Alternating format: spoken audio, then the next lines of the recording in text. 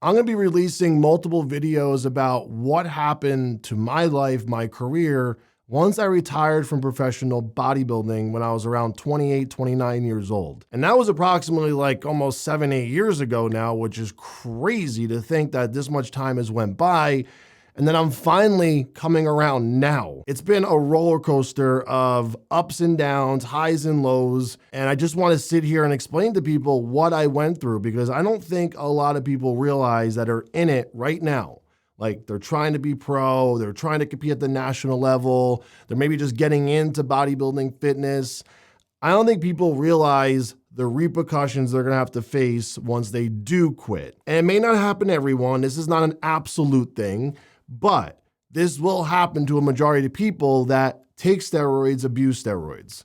And that's just the reality of the situation. And some people may have worse symptoms than others. And I'm not saying everyone is gonna experience what I experienced, because that would be a lie. But I'm gonna sit here and tell you what I went through, and that's all this is gonna be. I want to explain what happened to me, because a lot of people don't understand like why I quit bodybuilding, why did I stop when I was at the pinnacle of my career.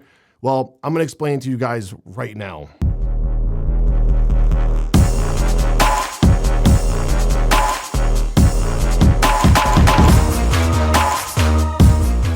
All right, so let's go back to 2015.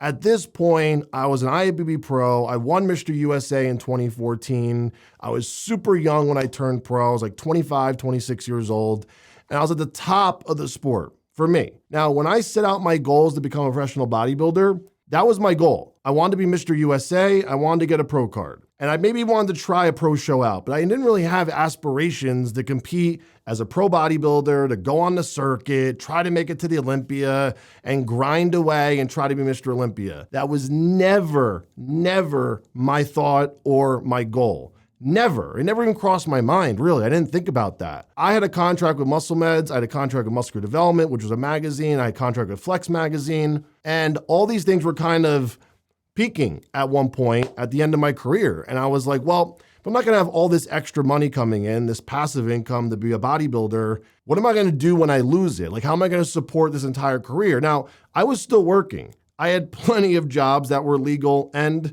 street money, I guess you can call it that. And I just didn't know what I wanted to do with myself. I was at a crossroad in my life, and I was inching up to my later 20s. And I was like, you know what? I think I got to focus on myself first before I take this bodybuilding thing a little further, because I've at this point dedicated every single week and month of my life to bodybuilding since I was 15. I started competing on stage. I was on stage at 16, cycling drugs at 15. I had to do a pro show because I was obligated to, because at the time when I was at Muscle Meds and all these contracts and the magazines, you had to compete. It was in your contract. So I did my first pro show. I placed well, top 6, okay, and I quit. At the time, I didn't say I retired, but I quit at the time mentally. I was like, okay, I'm gonna take a break. I'm gonna fix my health. I'm gonna get like my life in order. I'm gonna find a career path. I'm gonna get my shit situated outside of bodybuilding. And to be honest, guys, once you walk away from this sport, it's very difficult to put your mind back in that place that I was in. Because when I was in that zone for bodybuilding, that's all I gave a fuck about. I don't wanna say I ignored everything, but I definitely put stuff on the back burner. So it was time for me to focus on me and not bodybuilding. And once I did that, I saw that the grass was greener on the other side. I was making more money. I was saving more money. I had different opportunities I never had because I was so focused on bodybuilding. I ignored them. I actually had some friendships, actually found a stable girlfriend at the time. I actually just was finding my way, and I had so much time. Like, you don't realize how much time is gone. You're spending on bodybuilding, just thinking about it, doing it, because it's very consuming. It consumes everything, your energy, your life, you're prepping meals, you're worried about eating, you're taking all these drugs, you feel like shit most of the time, you're working out, you're exhausted from the workouts. And when you're a sponsor like I was at that level, there's a lot of responsibilities that come with that. It's not like just a paycheck. Like, you don't just sit there and collect the paycheck.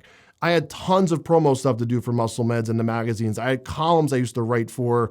I had videos to do. I had the forum, the wall I had to go on and post every day and talk to people. It was a job. It was a full-time job. And then at the time, I also still did personal training. I owned gyms. I sold stuff. I sold other stuff. I did side stuff. I'm not going to speak myself into the hole, but I did a lot of other things as well to make money. I always made money for myself because I lived on my own since I was a teenager. Since I was 15, 16 years old, I've been on my own. So I had to make my own money. I didn't have an opportunity just to sit there and just do bodybuilding and focus on that. So I was always juggling a lot of things. Once I had all these opportunities in front of me, when I quit for now, I was like, wow, I'm going to see these. I want to see what these opportunities give me now. And then as this is happening, I'm like, you know what? Let me fix my health. And that's where things started to snowball apart for me. Is literally when I said, let's stop cycling steroids for a little bit because I haven't stopped at this point.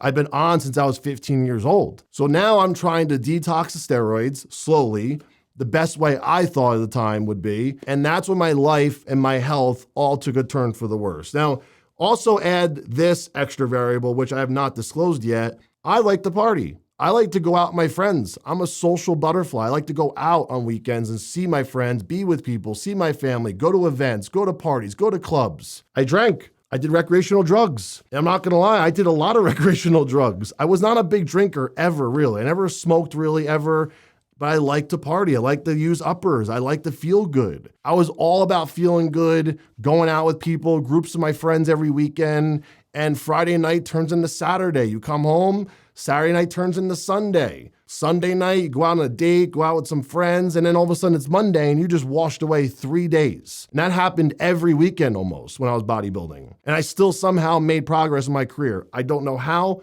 but I did. Now at this point, I thought the best method would be, you know what, let me detox from the steroids first. I really wasn't partying too much at this point, but I was still partying. It was never gone out of my life at this point. I was detoxing from the steroids, and just doing that alone sent my body into a tailspin, and things started to just not feel right mentally, physically. My body started to shut down. It was so dependent on these drugs, it's not even funny. When I tell you the symptoms I have, you're gonna be like, what? No way, that's not even possible, Nick, you're lying. Well, I had roommates, I have a lot of close friends that can all vouch for this, and my wife can even vouch for this because she was my friend at the time. We weren't dating, and she saw me go through this very, very dark time. So detoxing from the steroids, right? Serotonin, dopamine, your gut, your kidney, your liver, your colon, your gallbladder, your pancreas, your thyroid, all these things are like, oh, no more drugs? Pfft, shut down. They didn't know what to do without the drugs. My mind fell apart. Because remember, these drugs not only affect you physically, like they grow your body, right? They grow muscle. They also affect you mentally. And when you remove these things, you don't feel the same way, right? You get depressed. You feel like shit. Your workouts aren't the same. That's little stuff. That's baby stuff. What happens when you start getting full-blown panic attacks that feel like you're having a heart attack? What happens when you have this social anxiety you never had before? What happens when you get anxiety about even thinking about leaving your apartment? What happens when you can't even drive a car? You can't even get on the phone with someone. Your brain is misfiring. The wires aren't connected anymore. And at the time, I had a very hard time understanding this. I thought it was me. And then meanwhile, it was just because I was detoxing from all these drugs that I've been on and dependent for so long. And whether you think that's a real thing or not, it is. I went through it, and many people do. And I didn't care what the way I looked at the time. I didn't care if I had muscle or not. That never really affected me. But when I started to feel like I couldn't be myself, I couldn't put a sentence together, I couldn't be around people, I was having anxiety when I never even had anxiety before.